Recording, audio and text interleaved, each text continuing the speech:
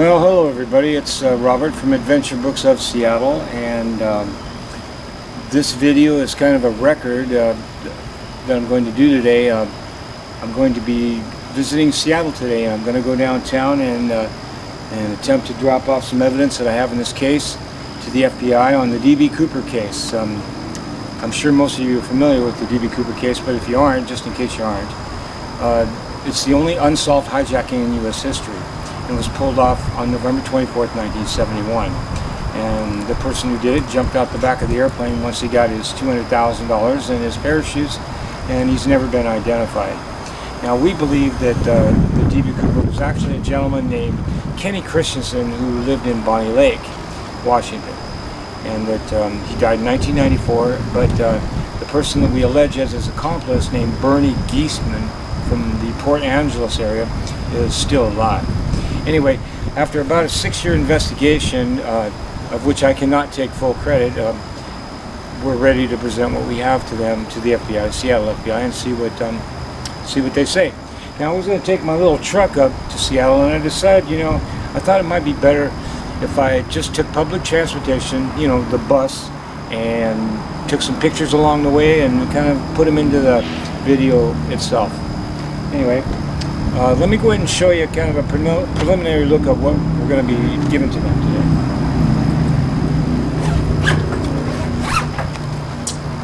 Alright, a few items here. Okay. Alright, well, the main thing we're going to be taking them up is this. It's a fairly thick folder. I don't know if you can see it. It's pretty big. You can see it here. Got pictures and documents interspaced through it, 75 pages long, and what it is well, what it says on the front page is confidential report. Subject: the D.B. Cooper hijacking on 11/24/1971. Suspect: Kenneth Peter Christiansen. Also names his accomplices. I'm gonna let you take a little look at that. If the wind cooperates, you can actually see that. But that's the first page of the report. Let's bring it up a little bit closer. And it kind of starts out with a cover letter, which we have here, and the cover letter is from New York private investigator Skip Porteous and yours truly. And what we say in the cover letter is why we're submitting the report and why we believe it's important. And then the rest of it's just the results of the investigation into Christiansen. And as you can see, it's pretty extensive. It goes on for quite a while. And a lot of it is information we found out actually in the last 6 months. That's because Mr. Geestman's family started working with us. I'm not going to go into heavy details on that. If you want to hear the whole story of how we came to this point, then you should just see my other video. It's a lot longer, the one I filmed up in the Olympic Mountains on June 12th, 2015. Anyway, here's the rest of, before I leave to get on the bus to Seattle, I want to show you the rest of the stuff we're going to be giving to them. Okay, this is a sealed envelope. It came from Morris, Minnesota, and I've written some things on it. But what it is, it's Kenny Christiansen's brother. His DNA samples taken from him, I believe by one of the deputy sheriffs in Morris. And this envelope came to us sealed, and we're going to give it to the FBI the same way. Now, the reason that we're submitting the brother's DNA samples, because, well, we can't get Kenny's because he's dead. He died in 1994.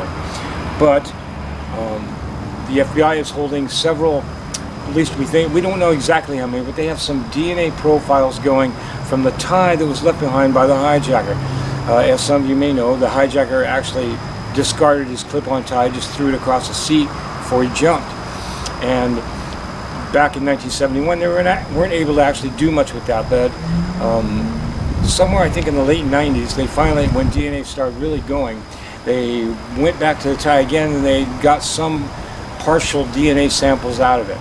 Now, what Special Agent Fred Gutt in Seattle has told me over the phone is that the partial profiles that the FBI has, if they compare it to somebody else's full profile, it won't actually match them to the hijacker, but it can eliminate them from contention. Now, if you know what that actually means, you're doing better than I am, because I'm not a DNA expert by any means. But anyway, we're sending in the brother's DNA. We think it's close enough, you know, that they might be able to work with it.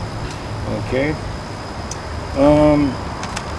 The next item is this is a DVD, but it's not a movie. What it is we took every single file, picture, report, interview, everything we had over the last 6 years, and put it on this disc for the FBI. Everything that we've investigated with Kenny Christiansen is on here. And probably a lot of stuff that the FBI wouldn't even need anyway, but we just threw it all in. We call it, the whole file was called Cooper files, and it's gigabytes, and you know, gigabytes. It's a very large file. Anyway, we put it on here, and they get that, so they'll know everything that we know and have all the research that we actually have. The next thing is we call this the Master DVD. This is just a copy of the Ken Christiansen video that I filmed up in the Olympic Mountains on June 12th. It's about an hour and a half long, and we decided not make them go to YouTube, and you know, they can have their own copy.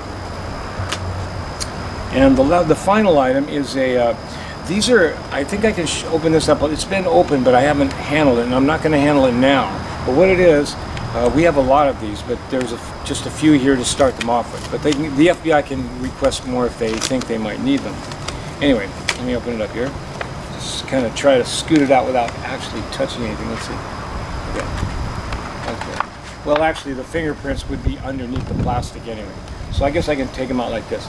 These are photo album sheets that belong to Kenny Christiansen. And since he lived alone, we feel like he was probably the only one who actually inserted all these pictures underneath the plastic covers. And our hope is that the FBI will be able to peel these back and dust the pictures for prints and possibly match one of them at least to the 56 or so fingerprints that the FBI is now holding from the hijacking.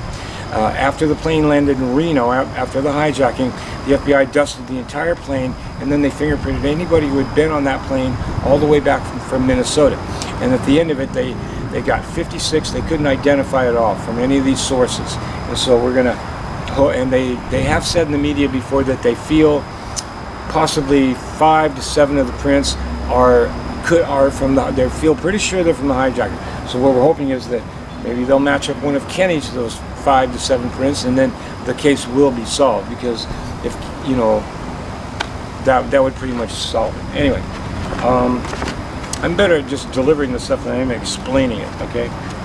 In any case, that's what we're taking up there today, and we're gonna present it to them, and I'll talk to them for a few minutes, and we'll see if they take it anywhere. And I hope they do, really, because everybody went into a lot of work for this.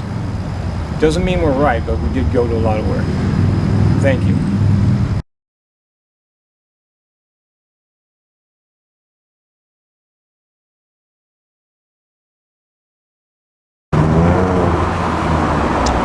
Hello, this is Robert again, and I decided to cut back in so we can take a real quick look. This is SeaTac Airport. I'm on my way to Seattle to see the FBI and deliver the package of evidence to them, which includes a 74-page printed report, a copy of that report in PDF on a disc.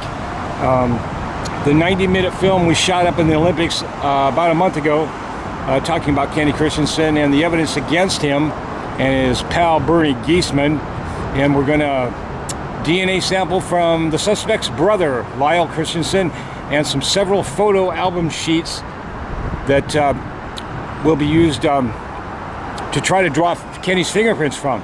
Well, let's take a look around here. The airport's going through some expansion right now, as you can see. I also have to make sure I don't miss my bus, so I'll be sitting here for an extra half hour. Anyway, try not to pan too hard. There's the walkway that goes up in the air and then across over to the airport. And I'm going to sign off for now.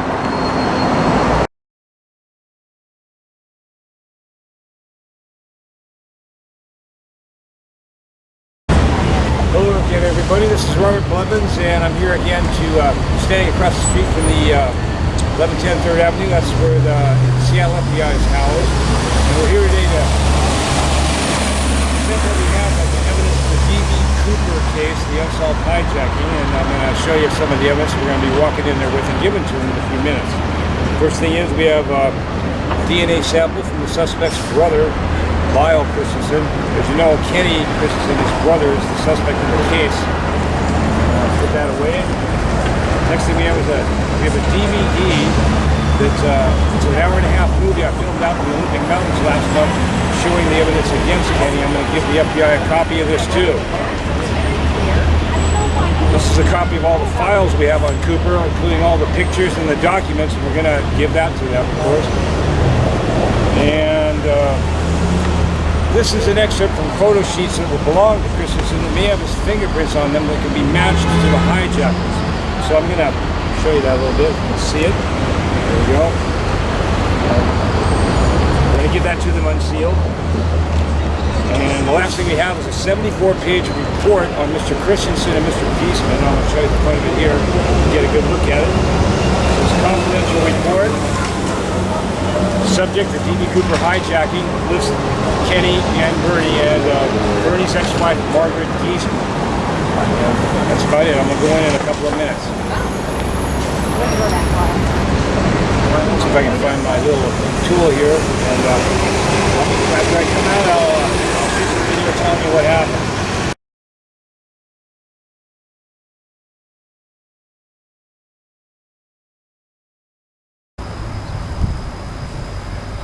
Well, I'm back, and I'm glad I said at the beginning of the video what we were actually taking up there and showed it to you, because you probably noticed that in the part of the video where I was across the street from the FBI building, you couldn't hardly hear me. There was so much traffic, and I was kind of afraid that would happen. So I'm glad I actually put it on the front of the video first.